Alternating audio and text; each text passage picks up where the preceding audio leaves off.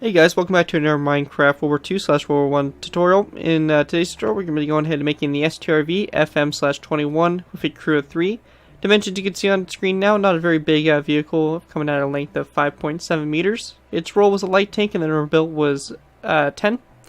Moving on over to its armaments, it had one 37mm main gun and very light armor. Engine you can see right now has a total of 55 horsepower and a max speed of 18 kilometers per hour. But anyways guys, that's it for this and enjoy the tutorial.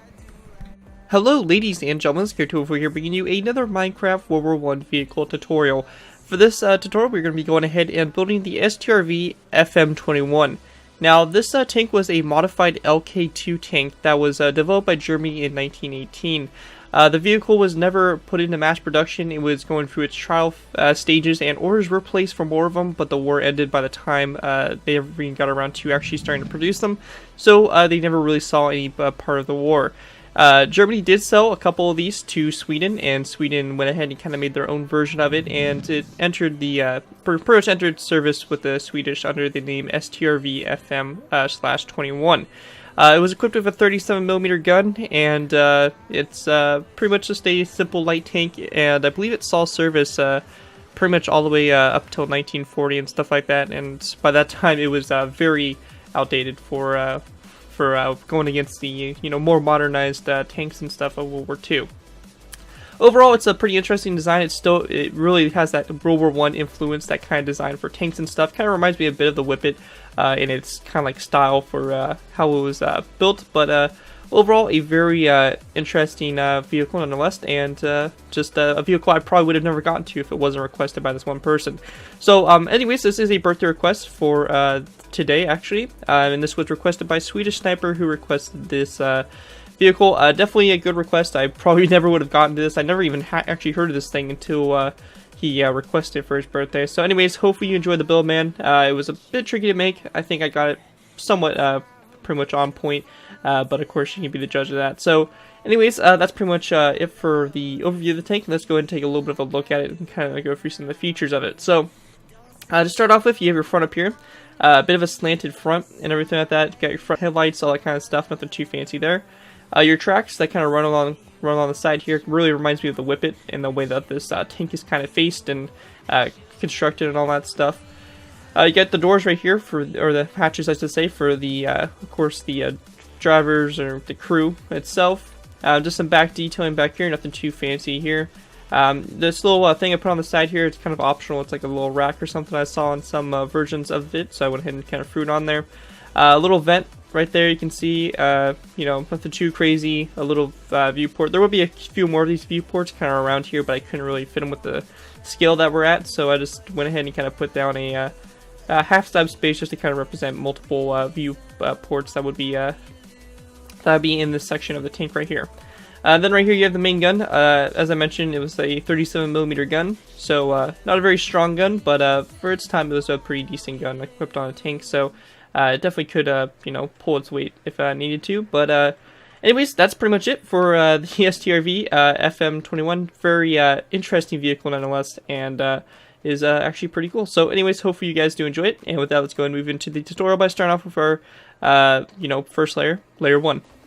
Alright guys, so moving on to our first layer here, we have layer 1. Now for layer 1, we're going to go and get the basis of the vehicle set up and stuff like that, mostly with the tracks and the bottom of the hull. I just want to go and real quickly remind you guys to look back at the dimensions at the beginning of the video if you need to. Make sure you guys have plenty of space for it. It's not a super big tank, so you should be able to get away with kind of a small cramped space. You could probably fit this guy in, but again, just make sure you guys have plenty of space, because it would suck to get like pretty far into the tutorial and realize you don't have enough space. So to go ahead and get started here, we're going to place down another brick half slab, just like this, followed by another brick top slab. Now this right here is going to be the right front of the tank, so you guys can kind of see where that's going to line up with the vehicle and all that kind of stuff, so make sure you guys take that into account and everything like that. After you guys go ahead and place that down, we're going to go ahead and take a green stained clay block, place down one like this. We're then going to go ahead and take dark oak wood stairs, place down 1 and 2, and make sure the dark oak wood stairs are facing toward the outside of the tank. We're then going to place down another green stained clay block, followed by another 2 dark oak wood stairs, and then we're going to place down another green stained clay block, followed by another brick upside stair on the back of that block. We're then going to go ahead and take our signs. We're going to place down a sign on this nether brick half slab, one on this green stained clay block, one on this green stained clay block, and you probably guessed it, one on this green stained clay block as well. So you have your right side of the tracks all completed there.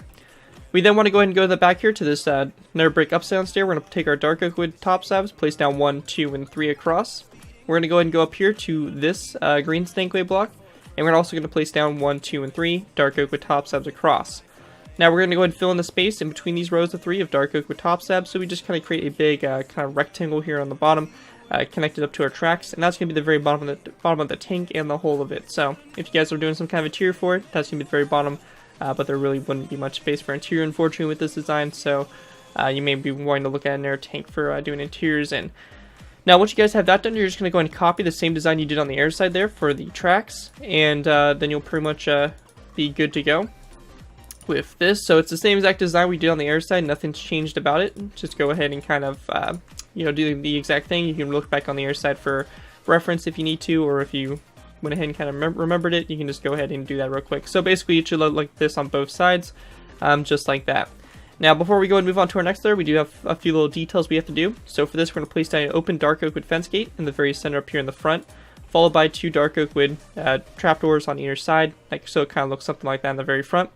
And then going back here to the back, we're going to go to the middle dark oak wood top slab. We're going to place down a dark oak wood fence gate coming off of it, just like that. Once you guys have that done, that's pretty much it for your first layer. And with that, we'll move on to our next layer, layer 2. Alright guys, so moving on to our next layer here, we have layer 2. For layer 2, what we're going to do is we're going to go and start off by taking a nether brick stair and placing it down on top of these 2 nether brick top slabs, just like that in the very front.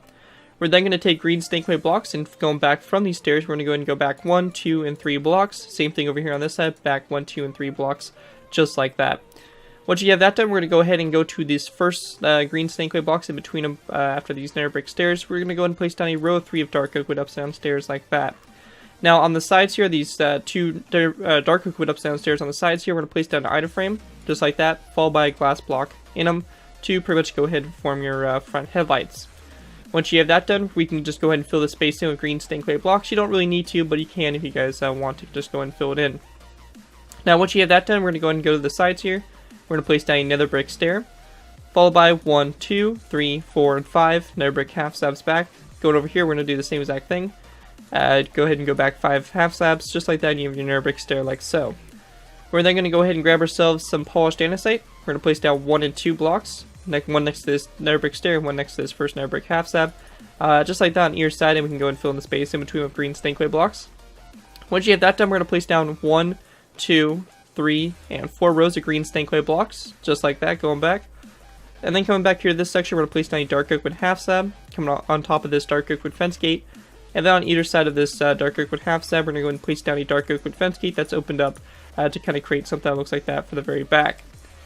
Now, with that all done, we can go ahead and also do some detailing here for the tracks. So for this, we're just going to do a very basic design. We're going to place down a stone button on this green stained clay block, followed by 2 2 signs going back from the button. And we're going to go ahead and go over here to this side and do the same exact thing, just like that. And once you guys have that all done, that's pretty much it for layer 2. And with that, we can move on to layer 3. Alright guys, so going ahead and move on to layer 3. For layer 3, what we want to do is you want to go ahead and start off by going to this dark oak wood stair here in the very middle, right up here in the front. We're going to place down a green stained clay block on top of it, followed by a dark oak wood stair, like that on your side with their backs touching the green stained clay block. We then want to go ahead and take our green stained clay blocks, and we want to go ahead and go from this one. We're going to go back 1, 2, 3, and 4 back. We're then going to go ahead and take our dark oak wood stairs. We're going to go ahead and also go back 1, 2, 3 stairs, and then same thing over here, 1, 2, and 3. So next to this green stained wood block, this last one that kind of pokes out here, we're going to place down a dark oak wood corner stair, just like that on either side, to pretty much create a design that looks like that. We're then going to go ahead and take some black carpet, place it down on top of these green stained clay blocks, just like that on either side, to go ahead and basically keep that consistent color of the tracks all around, kind of universal. Now going back here to this back section, we're going to take our green stained clay blocks, we're going to place down another 4 rows of 3, so we have 1, 2, 3, and 4 back. On the very back here, we're going to go ahead and take some stone buttons, we're going to place down 2 like this. Then on the sides here, we're going to go ahead and place down a wooden trapdoor right here on that green stained clay block, and then a stone button. And we're going to go ahead and do the same thing over here on this side, so a stone button and a trapdoor. If you guys want to, you can go ahead and add this little rack on. I saw this on some designs for it, but it just kind of adds a little bit more detail to it. So for this, I'm just going to place it on the left side, and then you guys can kind of, leave the right side alone, or you can do it on both sides or not do it at all. It's kind of up to you guys. We're then going to go ahead and just take signs, and basically on these 2 dark oak wood half slabs, we're just going to place down signs around it to go ahead and kind of form that rack there. And if you guys are not wanting to put the rack on, all you guys would do on this side would just place down a stone button right there, and you guys would be good to go. So you can take that stone button and put it on either side without the rack, or you can put the rack on both sides, or just one side, do kind of what I did. It's kind of up to you guys on how you guys want to go ahead and go about doing that. Anyways, that's it for layer 3, and with that we can move on to layer 4. Alright guys, so moving on to layer 4. For layer 4, what we want to do is we want to go ahead and start off by going to the very front up here. We're going to place down a stone pressure plate. We're then going to go ahead and place down a zombie head like that for a headlight on the very front. We're then going to go ahead and go back to this section here where these 2 dark oak wood corner stairs are. We're going to place down a stone pressure plate kind of on the block in between them. We then want to go ahead and go back to this section here, so this first row of 3 of green snakewood blocks. On top of it, we're going to place down a dark oak wood stair like this on either side, followed by a dark oak wood top slab in between them to go ahead and kind of create the viewport there. We're then going to take our green snakewood blocks. We're going to place down a row of 3, followed by a second row of 3 just like this. And then on the back here, we're going to place down a dark oak wood stair like this on either side, followed by a dark oak wood top slab in between them like that for another kind of viewport that was on the back here. Once you guys have that done, we're just going to place down another wooden trapdoor on this kind of first row of 3 of green snakewood blocks, followed by a stone button on this row, and we're just going to do the same thing over here, just like that, so we get something that looks like that on the side there. And once you guys have that done, that's pretty much it for layer 4. And with that, we'll go ahead and move on to our last final layers 5 and 6, and we'll finish this build off. Alright guys, so go ahead and move on to our last final layers here. We have layers 5 and 6. For these layers, what we want to do is we want to go ahead and start off by placing down a green snakewood block up here on top of this first row of 3.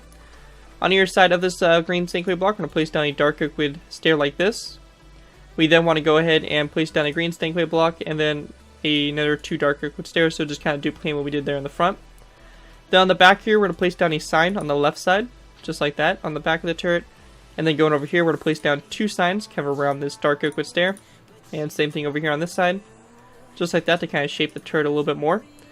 On top of the turret, we're also going to go and take a dark oak wood half slab and place it down on top of this green snakewood block, just like that. And then coming off the green snakewood block, we're going to place down a dark oak wood fence gate, followed by a second one, which you may need to crouch and place it down on top of that stone brush plate, so it looks something just like that for the main gun. And once you guys have that all done, that's pretty much it for the STRV FM 21. Very interesting tank, to say the least. Saw service, or didn't really see service, but it was pretty much a World War I concept tank, and pretty much involved a little bit in World War II. So very interesting nonetheless, and all that stuff. So hopefully you guys enjoyed the design. Very interesting, unique vehicle, and makes kind of a cool addition to our Swedish line of World War II vehicles. But anyways, again, hope you guys enjoyed the tutorial. If you guys do end up using this design, I do ask that you guys give me proper credit for it. This would be anything from a sign of the build to link to my channel or this video. If this does appear on any social media sites, just be sure to get proper credit for the build. That's all I ask for when doing these tutorials. It helps my channel grow, and it helps me continue to produce these tutorials. Other than that, guys, thank you guys so much for watching. Be sure to suggest what World War II, what World War I vehicles you guys want to see next time, and I will try to get to them as soon as I can. Other than that, thank you guys so much for watching. This has been Gear 2x4, and I'll see you guys next time.